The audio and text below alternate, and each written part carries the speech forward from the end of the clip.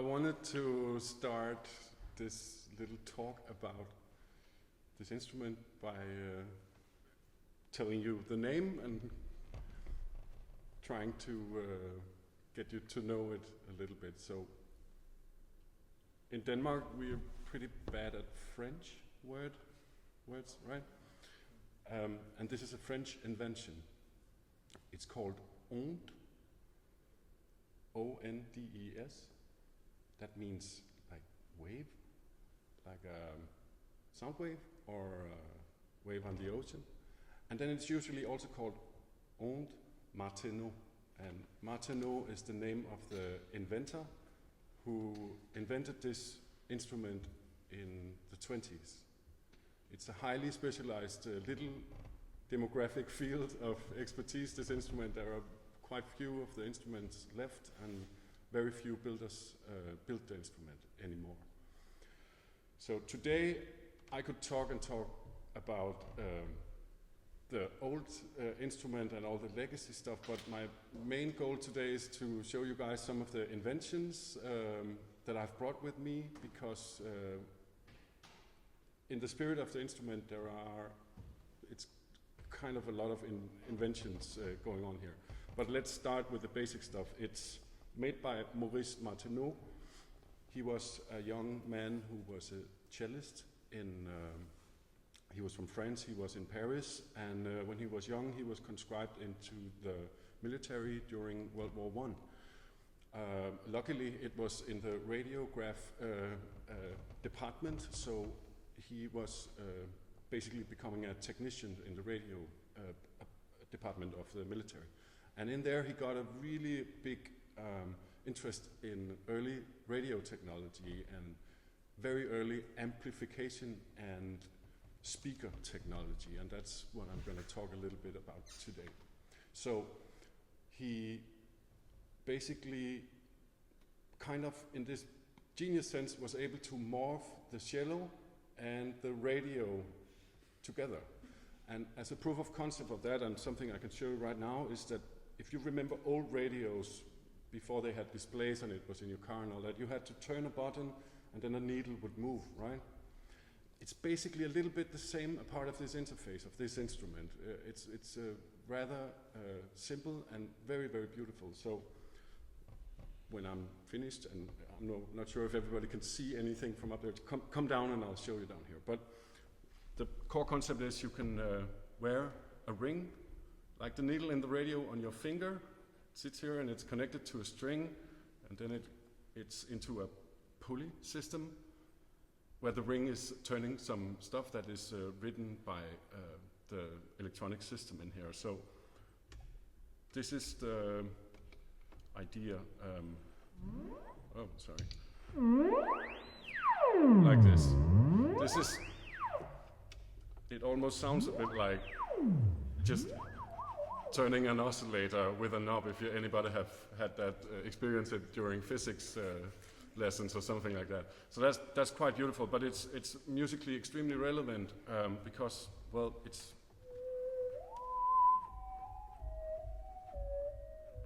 because it can be played so musically on the instrument. There's also a keyboard down here. It's a nice keyboard. It can vibrate from side to side. That's really cool and really nice as a piano player who was never able to bend any notes. You know, this is the thing, and let me show that maybe to me the most important part of the instrument is actually the dynamics button. It's called touche. It's in this drawer where all the electronics are and a lot of buttons and stuff, but there's a big one down here called touche, and it enables all the dynamics of the instrument. It's spring-loaded. That means that if I'm not touching it, the instrument won't play anything. So it's a bit like a bow, you could say, on a violin. If you don't touch the string, there's no sound, right? So, as a pianist, by the way, I have played a note. I can't do anything with this note now. There's nothing to do, right? I can stop it. That's for sure. That's one thing. That's the one option I got. I can play, and that's it. There's nothing left. I can play some more notes, and that's fine. But there is nothing to do with that exact dynamics or that timbre. So you only have like one try to get it right, and that's the beauty of piano, you could say. But as a pianist, it's really, really beautiful to have this dynamics after the accent, after the start of the note. Let me demonstrate it quickly. Let's see.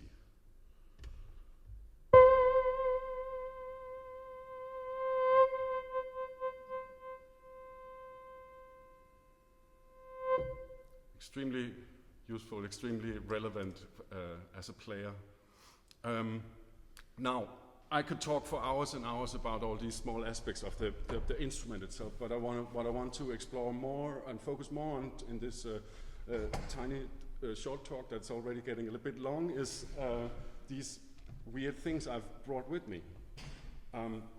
So the instrument was developed in the 20s, and it was born with some certain speakers, but quite quickly Mr. Martineau delved into building his own kind of speaker systems, and that has inspired me very, very much. And it has proven to be like a little bit of a new sidetrack or a little bit of a new career to be like an inventor for Martineau. So when the instrument was kind of finished and it was set into form, it was about in the 40s or 50s. It was more like a standardized thing, and it came together with a couple of speakers, and I have the fantastic honor of owning one of them. It's a new system, and this is called palme in French. They're all French words. When I play with the string, it's called ruban. With the volume button is called touche. So that's very nice. The palme is a beautiful speaker made by the builder who also built the instrument. He's called David Keane. It consists of strings, like a harp on both sides. By the way, it's called palm because it's like a palm leaf. Maybe you can look at it and think, okay. And it has this Art Deco style. I really like it. Anyways, down here is electromagnets that play through strings. They travel the energy up to the soundboard through the bridge up here, and it's a quite beautiful sound. Let me show you guys. Okay.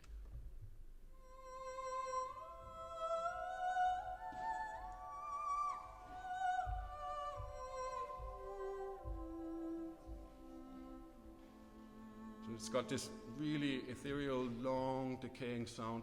It's a bit like a piano. The concept is sort of the same. If you push down the pedal on a piano and you sing or play or do anything into the strings, they will sing along for a very, very long time. So it's a beautiful reverberation system, you could say, and it has this very stringy kind of quality to it if you play it down here.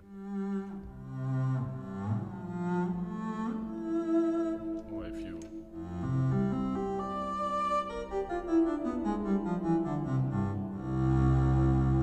Quite big sound in and of itself. It's really well built. So that was together with the instrument born together, and it was the same with this one down here. It's called reverberance. It's a reverb speaker. There are springs attached to the cone.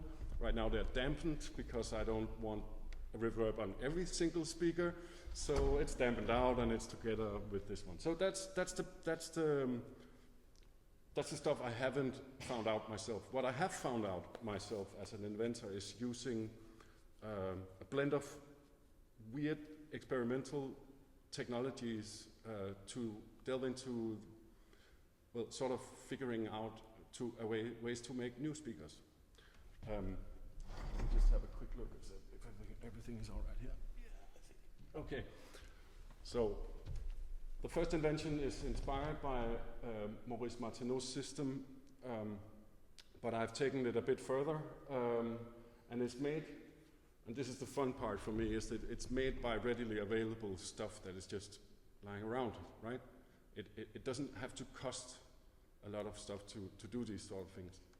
In the back there is an electromagnet. It's connected, and it's sort of like the magnet of a speaker without the paper or without the cone stuff. It's connected to a piece of steel from an old oil broiler. You know, that's what's it called, oliefyr. So it's the front part, the front plate of that, and that's connected to a Chinese gong, rather badly put together, but it works and it's beautiful, I think. And it's, again, very relevant when you combine it with this interface, I think.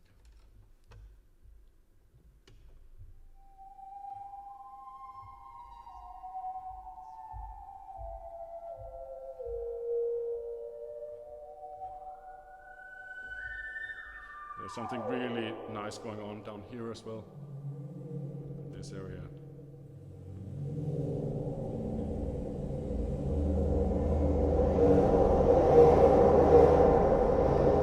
It moves now. So it not only plays the notes, it sort of moves the air that much that there's even coming a deep harmonic or something weird like that. I really like it, it's really cool. So that's the Metallique. Then we have the newest one that's kind of nice, and it has, of course, it had to have a French name, right?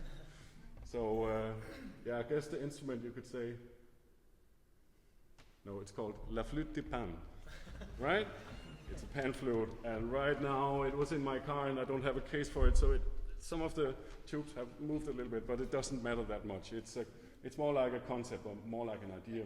What I'm using here is sort of, in this little field, my own little thing called compression horns, and compression horns are a part of old speaker systems on trainway stations, for instance. There is this horn, and on the back there is a magnet, like an electromagnet, that blows air with a sound energy into the this is DSB, whatever, you know.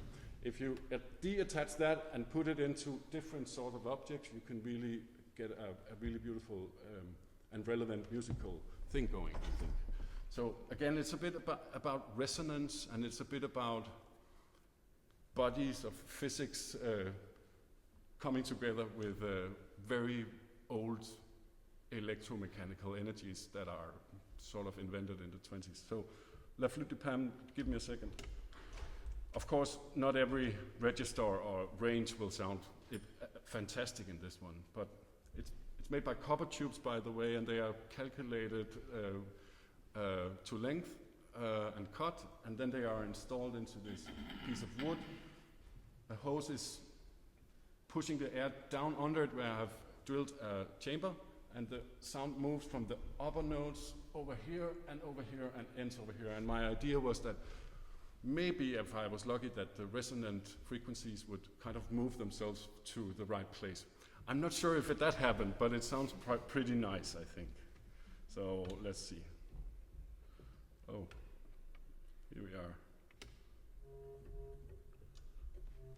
Yeah, that's the one. Okay.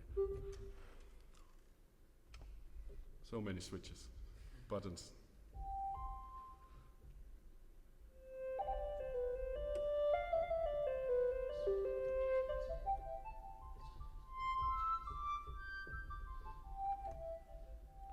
Really fun thing is maybe a little bit of the Metallique. I can control it from over here.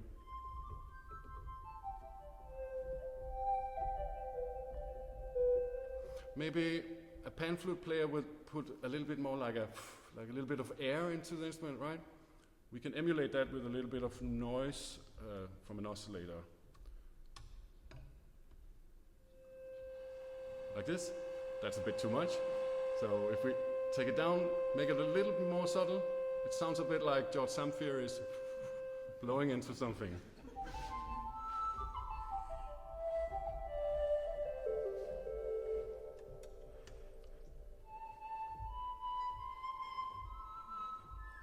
Yeah. You know the thing. La Flûte de Pan. Okay. And then there is my favorite one. During the concert, it had a little bit of a problem. So let me just have a look. Okay, it seems everything is okay. This is the trumpet. I didn't really found a nice French name for it, so I just call it onde horn. Not really. Come up with some suggestions afterwards. Same concept, and again, it's super cheap. These things, it doesn't cost that much. It's just, this is a hose. Probably recognize it from the toilet, right? It's a hose from Yemmer Fix, right? This is, I think it's technically called a hornbill or something like that. That's a trombone that I cut. It was a really bad trombone, so nobody misses that, I think. And it was my own, by the way. And then it's connected again to these compression horns, this electromagnetic system. And the beautiful thing is that these sound waves take upon so much color when you play through these objects. I hope.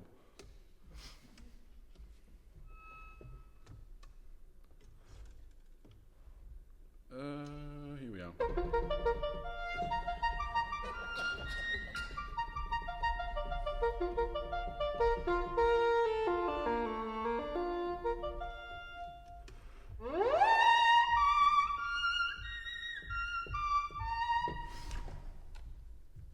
There was something wrong, I'm sorry, man.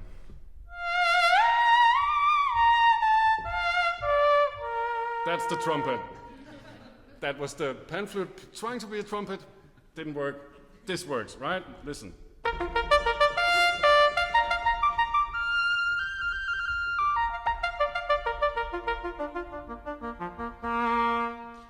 And of course, it's a question of the gestures, that having the right musical gestures if you want to emulate other instruments. It's a bit corny, I think, but I really dig the sound of the trumpet, especially because in the Old No world we have a lot of the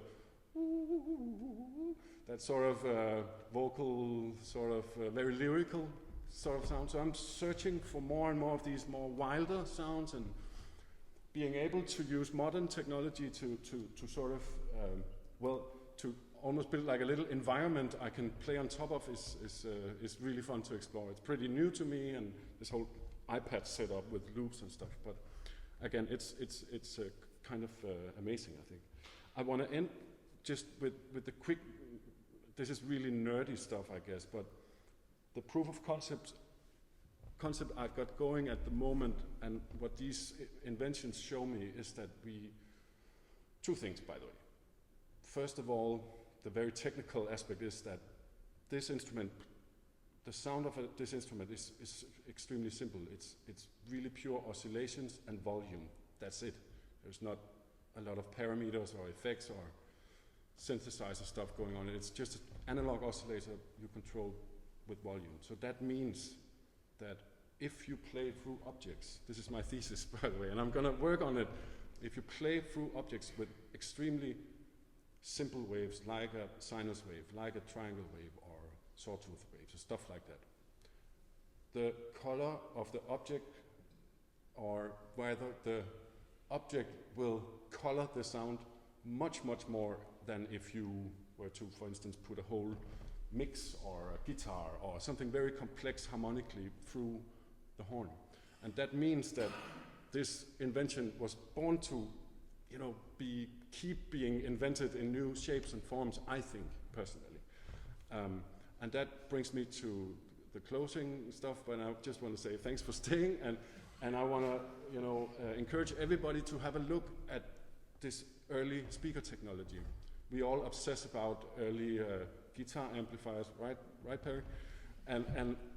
But the thing is, they in the 20s, they also, compared to today, they sounded madly bad. Like the speakers, if you ever find one and it works, and it's just there's no bottom and there's no top, there's nothing. But they were exploring and they were inventing stuff, and they did amazing styles sometimes as well, like Art Deco style and all that. And again, if you have readily available material or weird musical instrument you want to cut up and do weird shit to, then it's really fun to work them into a world of electromagnetism. I think we need to discover the basics a little bit again, because it's magic. So thanks for listening.